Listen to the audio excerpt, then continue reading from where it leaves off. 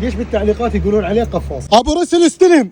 من جوا الباسكات. انت مو تقول ماكو شغل؟ اي تشتغل. هاي جبت لك اياه مبين، شو اسوي لي؟ سلامات على الباسكت مالنا، انت مو حويت على الفرس؟ هذا البايسكل مال ابن اخوي، انا صح حاولت على الفرس بس مرات اخذه من يمه اطلع افتر بيه. انا عندي سؤال لك. نعم. ليش بالتعليقات يقولون عليه قفاص؟ الله موجود. يابا ويقول لك ابو رسل قفاص، عمي قاعد يدور لي شوب من مالات الباله. شلون تعرف الفيتر مال البايسكلات قفاص؟ من يفحص بسندانه. هواي ناس تضوج مني وقالوا يطيح الولد وانا ظل شامخ عليكم سيد الغابه الاسد. تعالق السلبيه ماري، الناس تشتغل لبسها، احنا نفشخ بشغلنا. بما ان العطله المدرسيه قربت تقرب، فاللي عنده بايسكل عنده شيء يريد يصلحه خليه يجي هنا يما ابو رسول. حتى دراجات شحن، بطاريات، شاحنات، تارات، وابا كل شيء موجود. واللي يحجون يقولون تخفيص يجي بباب المحل هنا وشوف الاسعار واحنا بخدمتكم. وشلون يبين ابو البايسكلات ابو مصلحه من هاي العده مالته شلون مخليها؟ بالشتاء بس مسح، بس بالصيف لا، عندنا غسل تنميه. تفضل ابو رسول، هاي 1400. خير من الله. عنوان المحل مال ابو رسول بالمدخل مال شارع الجمهوريه مال اليمين من يم المستوصف، هذا المحل مالته هنا تلقونه.